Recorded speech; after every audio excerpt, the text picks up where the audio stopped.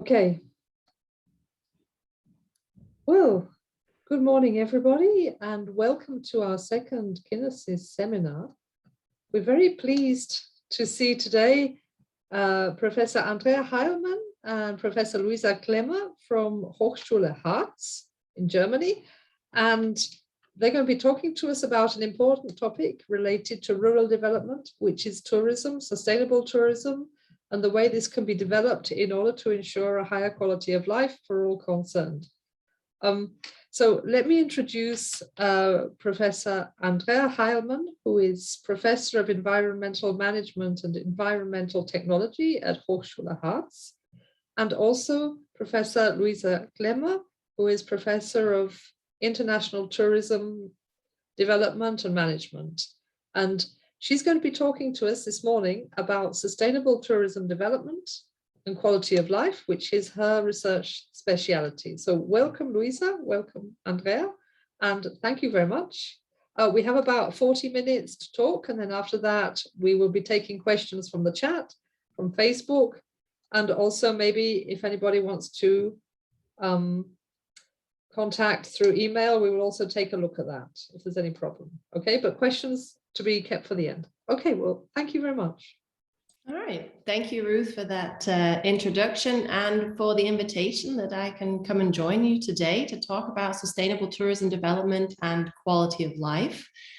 I was told it was generally not a tourism audience, so I've tried to sort of bring in the tourism perspective for you guys and talk about what we can do to try and increase our quality of life for the regions that we care so much about. And I actually thought I would start by showing you a few pictures of the Harz. This is where Andrea and I are. It is a very rural region. Very beautiful region, as you can see. So we have a lot of tourists that come to our region, but we also, this is the Brocken. This is the main one of the main focuses here in our region. It's a big mountain that people come to look at and climb up and see. You can see it's very, very natural, very beautiful area, and it really does bring a lot of tourists here to our area. But we also have the problem that because it's a rural part of Germany, a lot of people are moving away from this region. So those are issues that we're dealing with. So those are some of the highlights that we're going to talk about a little bit by looking at what can tourism perhaps do to help our regions to stay attractive. So I'm going to give a brief introduction, look at the sort of the global situation, some of the mega trends, and look at tourism development in general, because it is not a tourism audience today. Briefly talk about then sustainable tourism development, look at the role of stakeholders, the role of the destination management organization, and maybe talk about that paradigm shift a little bit that we're seeing in tourism at the moment too. So that's sort of the roadmap for today's talk. I like to start by putting the whole thing into a bigger picture, if you like. You can see here we are in the Harz. It's the very middle of Germany, a very rural area. And I think we always have to keep in perspective what's happening around us. So the issues of climate change, the world economy, the impacts that technology have on us, social developments that are happening right now, particularly the political factors play a huge role. And I say that not just because of the situation we're in right now, but also in perspective to who is trying to implement or make our places better as well. It has a lot to do with politics, and I think we forget that sometimes, particularly in tourism development, sort of the rules and regulations and who's pushing the agenda, if you like. There's a lot of politics involved in that. And the population development, obviously, I mentioned earlier, same in a lot of places, but here in Germany particularly, our population is getting older, less young people in our rural areas. Those that are there very often moving to the big towns. So as rural areas, we really are struggling with general development within our areas. How do we keep young people here? If we're talking about developing tourism here, we have a gorgeous natural environment. I just showed you that on the pictures, but that's just one part of it. Those are the natural attractions that we have. Obviously, the hospitality industry is needed as well. So if I want to have, you know, a lovely restaurant and hotel and all the other amenities, who's actually going to be running those? Who is going to be providing the good quality service to our guests? And that's why we get into that big picture. The pandemic at the moment, how that is affecting the hospitality industry, I think is no big surprise. A lot of people had to shut down their operations because of Corona, so they're struggling there financially as an industry. A lot of the qualified workers were laid off, went into part-time, started looking for other jobs because of the job security there was a big question. And now that things are starting to slowly open up, we're realizing we have a huge shortage in qualified staff. We're not getting people back. So the actual opening rate and service provision that we can provide right now is a problem. And let's be honest, it's not that we didn't have problems before. Like I said, the demographic change is affecting us anyway, and having qualified people at the moment is really an issue within our industry. So that's why I always think it's important to embed this in the big picture, because there's a lot of things that obviously have an influence on what's going on around us and what's affecting us as an industry.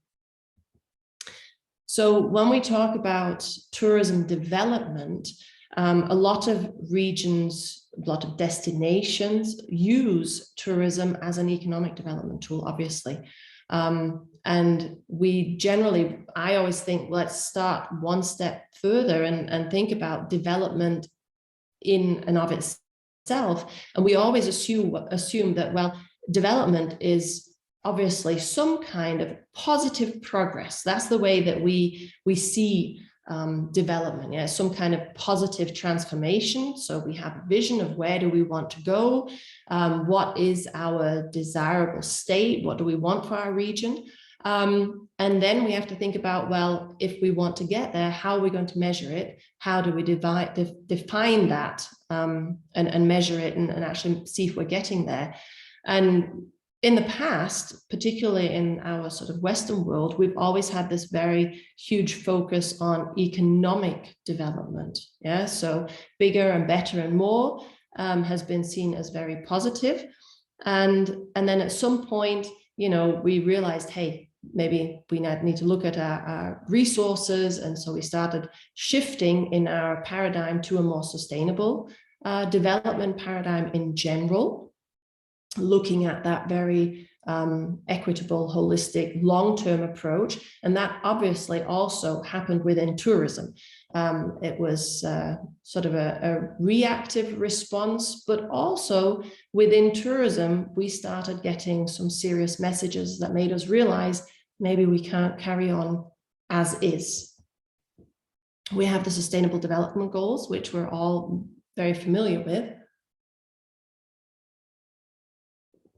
And even though I might be a little bit critical today of tourism as well, I am still a very much a proponent of tourism as a development tool, that it can be a very positive regional development tool for destinations.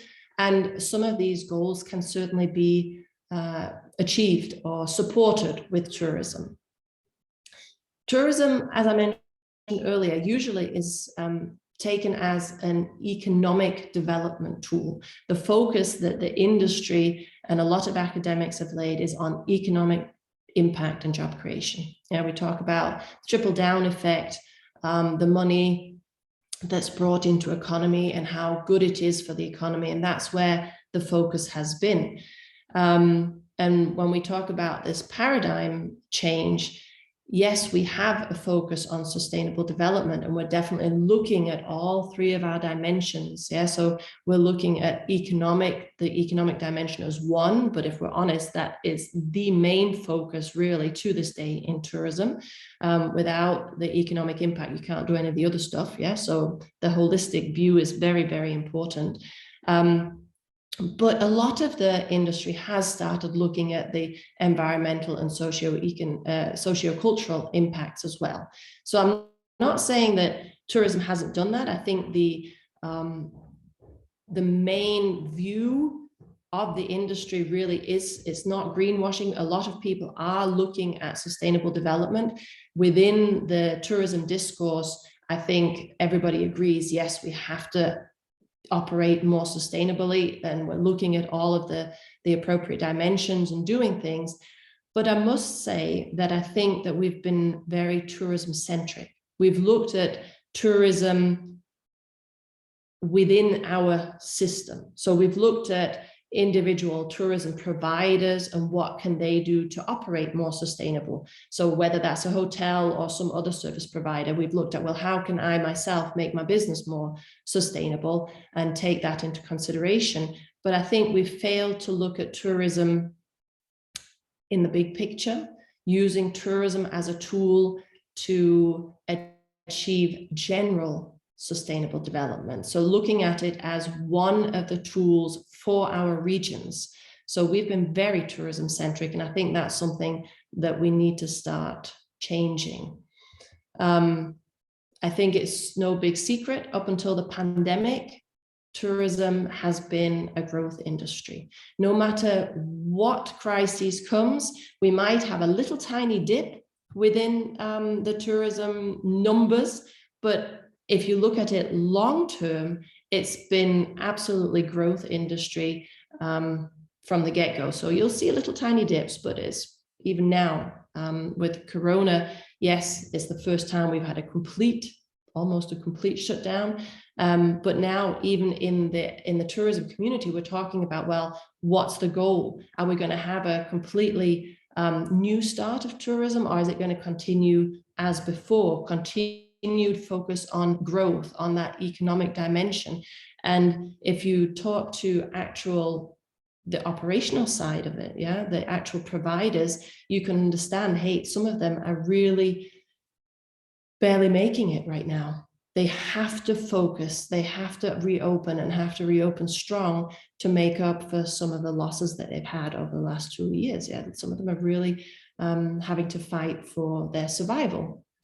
So if I come and say, well, yes, but we need to reset tourism, really think about it, how do we want to operate? I'm not exactly, running through open doors there. But if we all remember back to 2 years ago, before the pandemic, what was the topic we were all talking about in tourism? Overtourism, the impacts of tourism when we don't manage it particularly well. And that's been our main problem. Yeah, so we have to look at the impacts of tourism. We have to look at positive and negative, and not just focus on the job creation, the economic impact. We have to look at the big picture and say, okay, we have to manage it well if we really want tourism to have a positive impact. So we're kind of split within the community now, I'd say, academics and providers as well. Do we use this as a reset to say, okay, let's now really be sustainable and look at the quality of life, perhaps, of our destinations and regions? On the one hand, is this a chance, perhaps, that's come out of the pandemic? Or is it, hey, we're barely surviving, we need to get back on the road and business as usual, and the more the better? That's sort of a very interesting discussion right now. A lot of people are talking about it, and we're not sure. You can guess which side I'm on. I'd like to use this as a reset and really have a different focus, but we have to be realistic. Yeah, we have to have a look and see what's happening. And a little bit of the theory behind it, for those of you that aren't tourism centered, we do look at tourism development from a life cycle perspective as well. So we look at the evolution of a destination and we base it on the product life cycle and see how does a destination change over time with the increasing visitation of tourists. And we go through different stages, which I'll show you in a minute. And the theory that goes along with that is one from Doxey. He looks at how do residents respond to an increase in tourism. And so you can see that quite nicely here. This is the destination area life cycle. And basically you're starting early on when a destination is first discovered and there's very few people coming. So we're in that exploration stage, and everybody generally thinks, oh, this is great. Tourism, you know, is bringing jobs, it's bringing economic impact. It's a positive thing. We have no negative consequences, and everybody's pretty happy about it. So this is sort of the idyllic new. It's a new form, a part of the economy, and a new destination, and there's not a lot of people happening. Yeah, not a lot of people visiting. Then as time progresses, more people discover the destination, more people come, there's more infrastructure, you can see it's being built up. Still okay for the destination, they're still benefiting mainly from tourism, they think it's a positive thing. But as time increases and more people come, we end up moving towards the mass tourism sort of destination. And that's when people do start getting irritated. Yeah, now people are maybe not quite so happy because we're starting to see negative impacts of tourism, particularly in the seasonality. Residents are starting to see negative consequences. And it also has an impact on the quality of the experience that tourists have. And people decide, hey, you know what, this is not what I want in my vacation either. And if we have a decline in the destination, in the visitor numbers, and once a destination reaches that point, I mean, this is the classic beach destination, you know, Costa Brava, we're talking about Ibiza, Majorca, those kind of destinations. Once they reach that decline, it's very, very difficult for them to rejuvenate and come up. Majorca is one example that has managed to do that. They've been able to focus on a different clientele and look at health and wellness tourism, and they've been able to focus on different parts of the island and really rebuild, but that's very unusual. Normally, a typical destination will go through this cycle, and if not managed properly, then you end up probably once overtourism has come, not really doing so well with your destination. So this is why the tourism destination management organization is so important, because we have to manage our destinations well. So early on, like I say, the destinations are pretty happy about it, but it can swing over to the over-tourism state that we have seen in a lot of the media over the last couple of years, to, you know, really being anti-tourist, and that's what we want to avoid. You might think, well, yeah, those are, you know, the big sort of Barcelonas or Venices of this world, but that's actually not true. Even in the Hearts here in Benigorode, where we're located, we're a tourist destination. I wouldn't say that over-tourism is an issue that hits here, but we have plenty of residents that already resent a lot of the tourists that come, and it's like, oh my gosh, it's crowded, it's this. So you hear those voices even in small rural areas. So this is not an issue just of the big sort of famous places. So I think it's something we definitely need to be aware of. So the general model now is looking at these three spheres, if you like, 3 dimensions. This is what the literature talks about, looking at more sustainable development and the benefits that we have, hopefully, in all of these 3 dimensions. I think this is probably not something new to all of you, but we've got the different goals here, and I think that's pretty common sense, even for those of you that maybe aren't within the tourism environment, are familiar with these dimensions and the positive ideas behind it. What you're maybe not so familiar is with the actual effects of tourism, and I've tried to be very fair here and show positive and negative. I think the positive economic impacts, that's why our politicians, local developers push for tourism development. to have that economic growth, but we have to realize it also has negative impacts. So like I said, I'm definitely pro-tourism, but I think we have to be aware of positive and negative impacts in order to manage it well.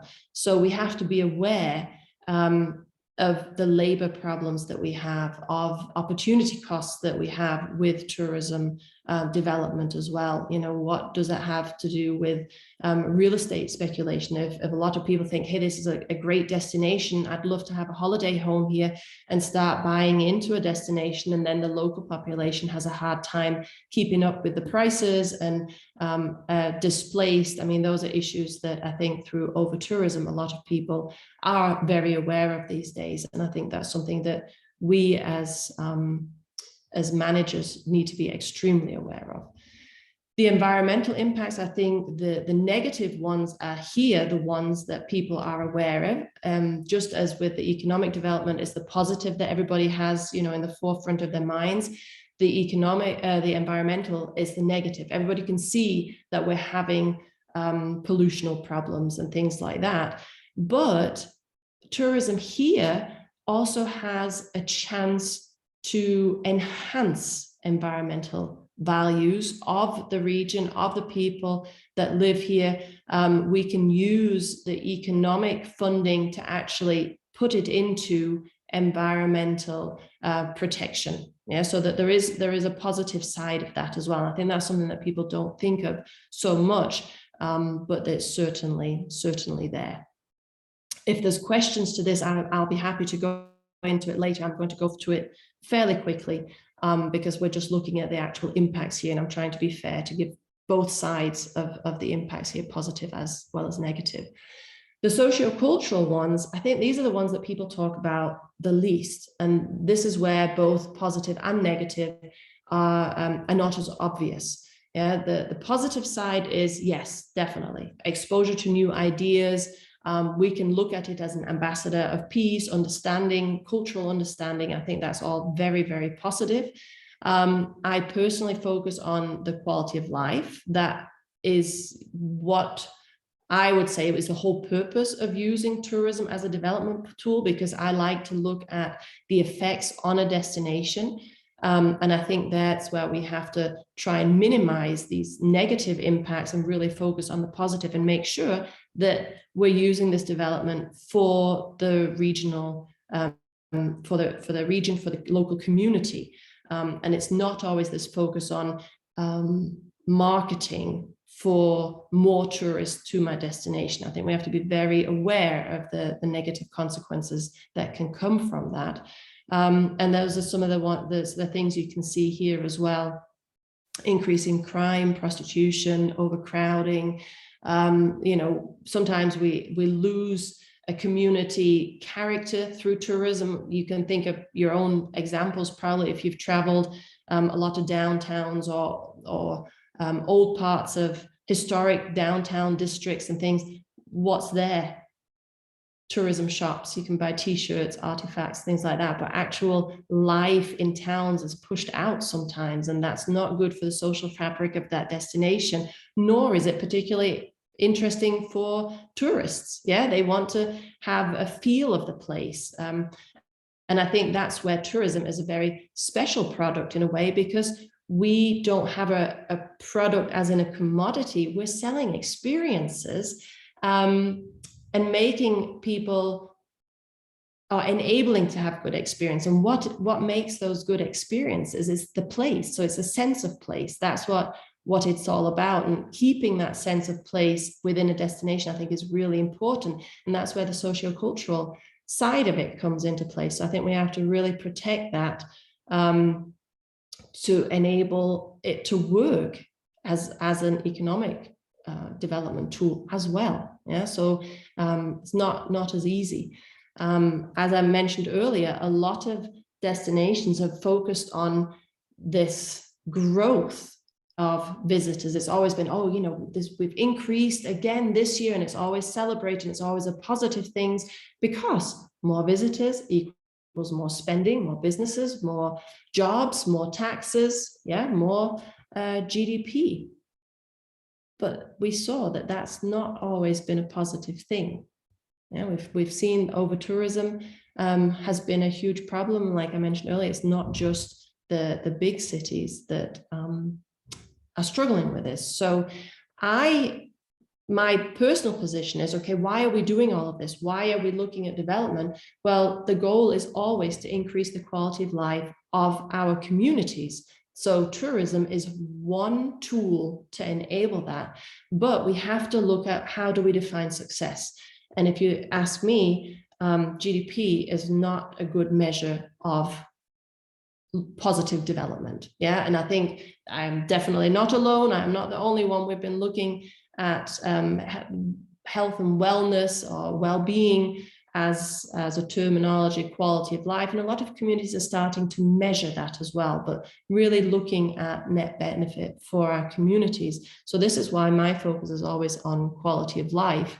And if we have a look at the dimensions that make up quality of life, we can see how diverse that is, and how if you now think back to some of the positive and negative impacts, how they're actually represented here. And so you can see we have the ability to address all of these dimensions with tourism if managed well. We just have to really manage it well and use the benefits for the region.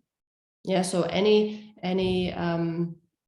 positive impacts really need to be focused on, and it has to be on the local community. So for me, we always talk about 4 dimensions in order to make that work. So if I'm talking about sustainable tourism development, I tend to include an institutional dimension, and that's the politics of it, which I mentioned earlier, because without the politics, the rules and regulations, and that vision of where do we want to go, the other holistic view dimensions doesn't or is not able to be addressed. And you can see that I don't have sustainability in the middle of my focus. That's why I have the quality of life. And we have to do that, obviously, in a sustainable way. We have to look at it, but the focus for me is always on the region that we're looking at. And so what do I mean by politics? This is just a quick overview, is the political system, the legal system, transparency, access to political leaders, and really taking the stakeholders into account. And I think it's fairly easy to say that. Yeah, we have to respect stakeholders. We have to take them into our decision making. But without that, we're ruining our own product, if you like, when we're looking at tourism, particularly. Without that, it just doesn't work. So I think that is the key to how do we make tourism work as a development tool for our regions, is really involving the stakeholders and being very honest about positive and negative impacts, and considering tourism as an economic development tool equally with other activities. And I said economic because that's where the focus is at the moment.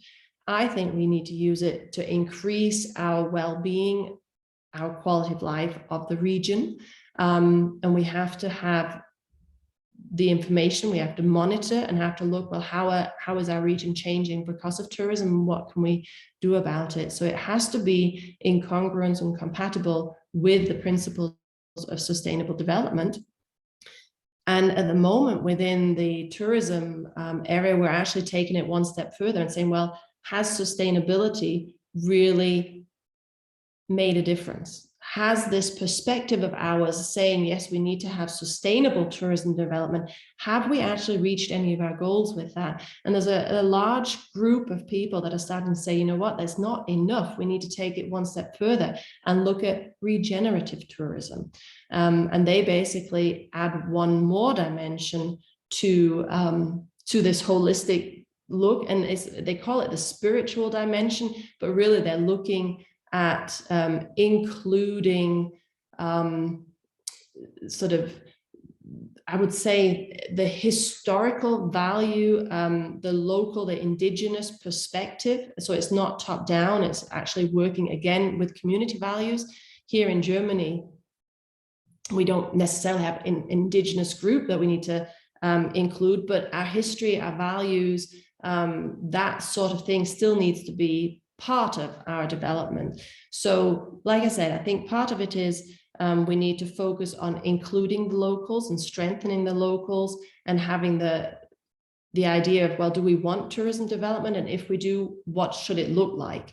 And so not as tourism centric, let's see it as a big picture tool, and really look at maybe even, you know, can it be more than just economic development? So how do we improve the quality of life of our local residents?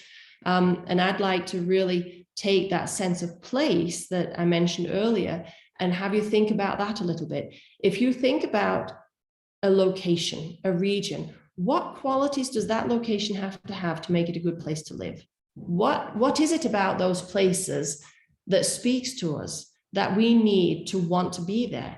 I argue that that's the same thing that makes a place good to visit. It's the sense of the place, it's the experience you have. What is it that we find interesting in places we visit? It's the local culture. If a place has a good quality of life, it makes it fun to visit too. You get to see, how do people live there? What is it? You're interested in their everyday life and in the sense of community that they have. That's what tourism is all about. So if we strengthen that sense of place and community, we're at the same time strengthening it as a tourism destination. So it's a different way of thinking about things, and it's a focus on the quality of life of that place and not just on marketing tourism because it'll bring economic benefit. So it's a switch in thinking about, well, who are we catering to? And a lot of the destinations are really starting to do that by focusing on residents and what do residents need and involving them. What is this destination? It's our home. And our home, what makes it our home? What are the good qualities and what do we want to keep? What do we want to share with people? What makes this place special? So a lot of destinations are starting to talk to residents about, well, what makes home home? What's good about it? What do we need to protect? What do we want to share? And they're actually doing that locally here as well. And I think that's working really well. It's giving people a sense of pride in their communities and making them realize that I maybe don't want to let all of the downtown turn into just tourism souvenir shops, because that changes our life here as well. We have to focus on what's good for us, and in the end, that's good for tourists as well. So that sense of place and community is super important, and I think tourism can definitely play an important part in regional development and strengthening communities, because if we can get our areas to be a good place to live, that's what I think it's all about. So tourism certainly can be a tool. It has to be managed well for that to work. And our focus has to be on the quality of life of the residents and not on, oh yes, this year we've got more overnight guests than last year and we're on the right track. That's not the focus, if you ask me. And I'm thankful that a lot of people are starting to think that way and looking at quality of life, using tourism as a tool to help our local communities and protect them and expand and focus on it in a slightly different way. So that's sort of the main message, I would say, is that we have to take the stakeholders and really involve them and think about the quality of life, and the two go hand in hand for us. And we have to look at regional regeneration, particularly in rural areas, and tourism certainly can be a good tool for that. So I think, so that we have a little bit of time to discussion, hopefully the timing was okay, we can talk about these things. I didn't go into too much depth because I know it's not a tourism audience, but maybe there were some things that have maybe activated you can think about it. Andrea is from this area, can maybe add a little bit in the discussion as well. She knows what our area is about and how we've looked at things and what we're doing, but we're open for questions, for discussion on a little bit of input there. Maybe I'll stop sharing so we can see each other better. That might be good.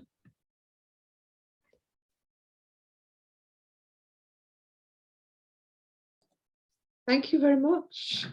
Thank you very much, Louisa. I don't know if Andrea wanted to add anything to this herself.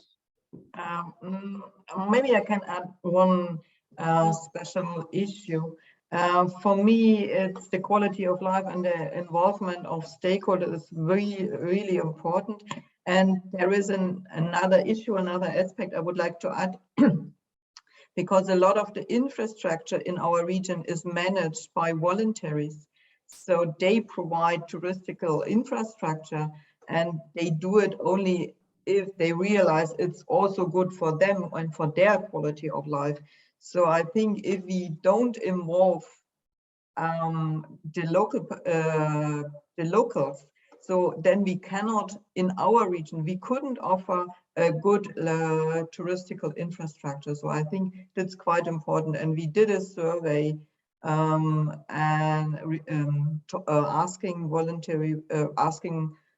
inhabitants about their situation, and they want to have more acknowledgement. They want to say, yes, you are. They would like to be more involved and to see, and they want to they want to participate. So that's quite important, and so that's why I think we should have also consider this the topic of voluntary work within our rural regions. That's a very important point, I think, because certainly maybe in your context, voluntary work is better recognized. In some other contexts, there's even maybe suspicion between people who are volunteers and people who are earning money, and people who are earning money thinking that the volunteers are taking away their clients and so on. And we've certainly experienced this kind of tension that exists. And so how can you define those two roles so that it doesn't harm anybody and it uses the natural enthusiasm that people have for their areas in a positive way? I think people often would like to be volunteers, but they don't entirely understand how that role works. Well, there, I think the destination management organizations can play a very important role by, I think, communication is extremely important for residents to be aware of what does tourism actually do. That's why I tried to show those impacts. And I think those impacts need to be communicated so that people know not just the positive and negative benefits, but are involved and realize, well, what does it do for my community? And some destinations have done that. Particularly, I think Basel and Lucerne have done a lot in communication and educating, if you like, the residents about what tourism does for them and their community. And that then also they've done a lot of workshops in helping to train locals, including volunteers, to be good hosts for their destination. Because once they realize what tourism does for me and my community, then I am going to be a better host to the tourists and not see them as, oh my gosh, they're annoying me. And so training volunteers and providers also creates cohesion. And I think the one is not against the other, it's supportive. So we've got people that provide the tourism infrastructure, those people earning money from tourism, but then you also have the local support infrastructure that creates those experiences of tourism in that location. And I think most of us, when we're traveling, we like the local flavor, the local experience, and not just the standard program that everybody does. So if we can help create that sense of place, that's positive for providers. So I think it's communication and realizing, how do we work hand in hand to show off the best bits of our destination and at the same time protect it and improve the quality of life for all, so it's a lot of communication. Yes, and especially I think what we're seeing in certain parts of Spain is that tourism is a relatively new phenomenon. I know that sounds ironic to you because you think of Spain as being a tourist country, but of course the tourist part of Spain is about 400 meters wide and goes from the beach on one side to the discotheque on the other. And Spain is really at a moment now when it needs to get away from that kind of tourism and look at other things, and people want other things too. Yes. But the rural communities we're looking at, some of them really don't understand what tourism might be about. In other cases, it hasn't been done particularly well, or we've developed a certain tradition. So, for example, the pilgrim route to Santiago de Compostela, la Camino de Santiago, is a well-known type of tourism. It's not a typical form of tourism. It's not a type of tourism that ostensibly gives you large amounts of money, or certainly not at the beginning. And it's sort of fitting that into the map of what people think is good, is bad, could be interesting, might not be interesting, could be developed further, could be developed in different ways. This is what some of the projects in KiNESIS are about how to understand how that could be done differently, better, in a way that is interesting for local people. This is the thing. Yeah, and I think that the idea of sense of place is a really important one that we shouldn't underestimate. It's what makes our homes, our places special, and what do we want to share, and creating local experiences. That's what the tourists really, a lot of them also want. I mean, yes, we have obviously different groups, right? There are those that just want the beach and the disco, but there's a lot of people that are, I would call them maybe more, I don't know if sophisticated tourists are the word, but you know what I'm saying? People that actually want we talk about authentic experiences. They want to interact with locals. I mean, if we think about how Airbnb started, it's the local experience. Obviously, you know, that's gone fairly commercial and large scale, and it has been abused as well. It doesn't always create that local, and we've had problems with that. But that's, I think, what a lot of people are wanting is the local experience. And I think rural tourism development is something that a lot of people are interested in. So creating that local experience and being a part of it. And I think building in the social and environmental sustainability aspects and having people partake in that, and also doing good while they're traveling, is a very important aspect that we shouldn't underestimate. A lot of people actually would love to be involved in that, maybe not the entire holiday, but at least a section of the holiday, and feel as if, hey, you know what, I've had a lovely holiday, but I've also done something good for this community. There's a huge market. Yes, there is. You know, in Spain, there were a group of people who, they didn't market this, it's just something that happened. They started to restore buildings in their holidays, you know, and people really enjoyed this. They would go off for a week and start cleaning out some building and painting it and restoring it and building a new pilgrim hostel, things like this. Yeah. And people got a real feeling of satisfaction from doing that. Not just students, I mean, people of all different ages. It was a kind of voluntary work, but it was a holiday. It was marketed very differently, or explained very differently. Well, we've got a couple of questions here in the chat. And the first one is from Sabrina Stieber for everyone. And she says, thank you very much for highlighting both sides of tourism. I do have one more question about the social development. Do you think it is good development to feel uncomfortable taking a flight through the alternatives, especially moving from rural areas to other rural areas in different countries via bigger cities? I'm not quite sure what she means here, that it's more cost intensive. Right, okay, so her question is this. For example, I need to go from Sangüesa to Hanover by taking a train to Madrid, and from there on a flight to Frankfurt, and then taking the train again to Hanover. And she's bothered about taking the airplane instead of the train, but the cost benefit range is too big. And she feels a bit worried about getting to these places, which actually is very, maybe your carbon footprint is going to increase enormously if you try to reach these small places. Whereas if you go to Majorca, it's very simple.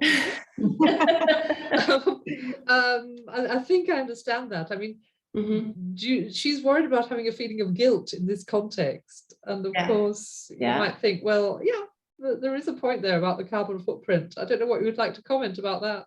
Absolutely. I can understand that. And I think there is some truth to that. But I think that we do have ways to offset some of those emissions that we cause. And I think if more of us were to do that, that would be a positive thing. And I think if you're offsetting some of that as part of your travel budget, I think is one way to deal with it.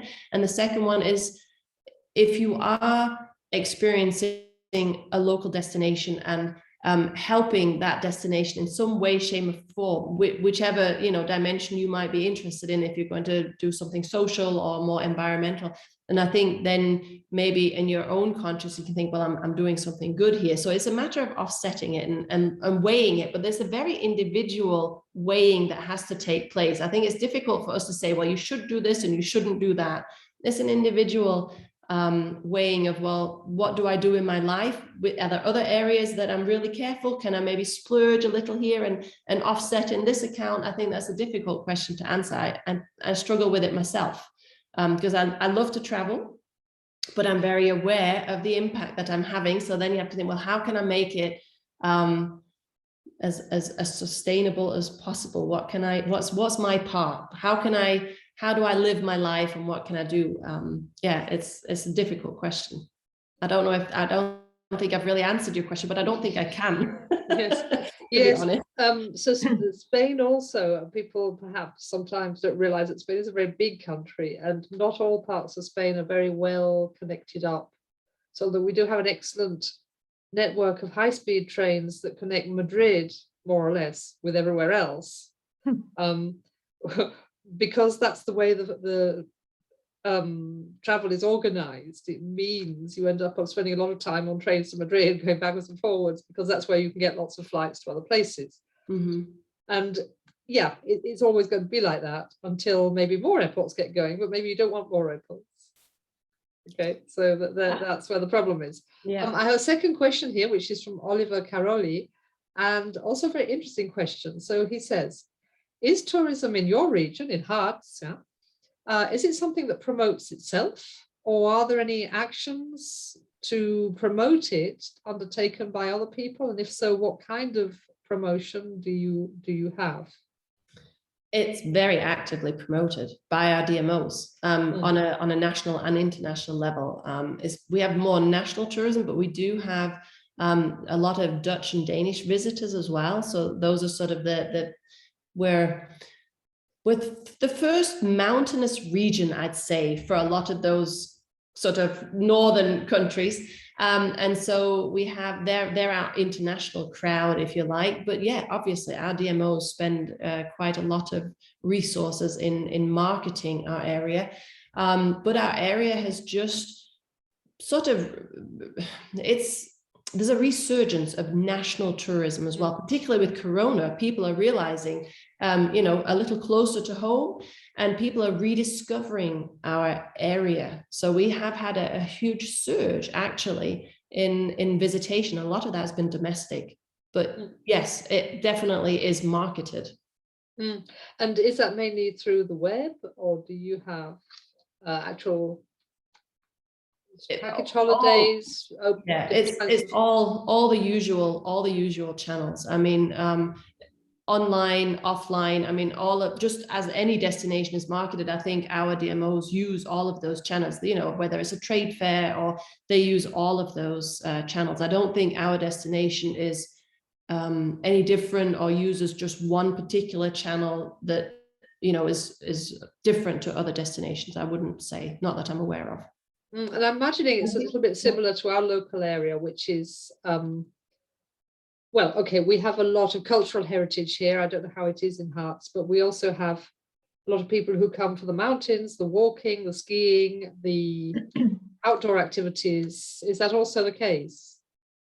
Absolutely.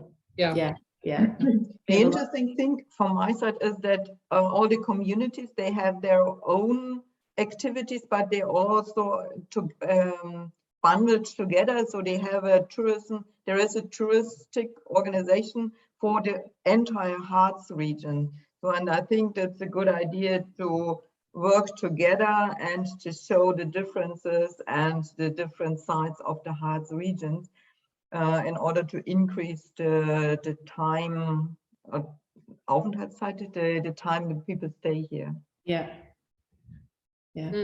Yeah, no, we do. We have a lot of natural and cultural heritage here. So I think there's a lot of similarities. Like I said, we are a rural area with a lot of heritage here, though, and it really is sort of a bit of a rediscovery of this particular part of Germany as well at the moment. Yeah, it's interesting to me because Germany in itself is obviously a very big market. You have a very large population. Spain is maybe only half the population of Germany, but we've noticed as well, or I've personally noticed, that when I go to local places, and for example, Navarra, we do have a certain amount of tourist information out there, but Aragon, for example, which is next door to us, has worked much more on the tourist information on the web, and you can book all the tours and the trips and so on. A large amount of the tourism is from nearby parts of Spain. Maybe the furthest away could be Madrid, but also people from Barcelona, from Valencia, this type of area, and from the Basque Country. And so maybe it's because of COVID, who knows, but certainly one of the trends is that people who live in Spanish cities want to get out more. Maybe they need, to go into the fresh air. People love outdoor sports and walking. And a lot of the tourism is local. We also have networks of people who rent out houses in villages. It's called the Casa Rural. Yeah, there's kind of a website for that. And when it's a holiday, like now, it's going to be Easter, they get very heavily booked up. And mainly by local bookings, right? People are not coming so much from outside Spain, maybe from France, but not so much from outside. Other people don't know about this, in fact. Okay, we have another question, and it's also from Sabrina Stieber. Do you think the peak of tourism in the Harz Mountains was just after the reunification? Okay. You see, Andrea? No, definitely not. No, I don't believe so, because the Harz belongs to both sides, to the eastern as to the western. So it was a tourist, just a destination, or was a destination for both sides, for the eastern as well as for the western part. And that's why I think maybe they moved the sites, but I think the reunification was not a reason for Harz tourism. And a question again from Oliver. Do you think there is or should be any difference in the way of communication between rural tourism and majorca tourism? That is beach tourism, he means, to the public. He's thinking that maybe the style, I mean, not just, I suppose this is inevitable in the target audience that you're looking for, the target markets, right? But somehow the way that the area is promoted has to send the message that this is a different kind of tourism. Absolutely, yeah, and I think that's part of the job of our management organizations, because I think it would be utopic and not realistic to think that we're only going to have a good form of tourism. That's just not going to be. But I think if we use planning and development to have particular areas where we say, okay, in this area, it's okay to have that kind of tourism, but we're going to keep it here and not let it spread out to, evolve everywhere, and be very specific in what we're going to allow. And that's where politics comes in, rules and regulations. What kind of development do we allow where? And so I think, yes, we're talking to different target markets, so we're communicating differently, and also getting the idea of those positive and negative impacts into it, so that you're making people realize what positive impact they can have if they travel and do this, that, and the other. So it's immensely important. Yeah. But we're never going to get rid of the I'm going to call them the beach sex and mass tourist, the typical, that's always going to be there. There's going to be a market for that.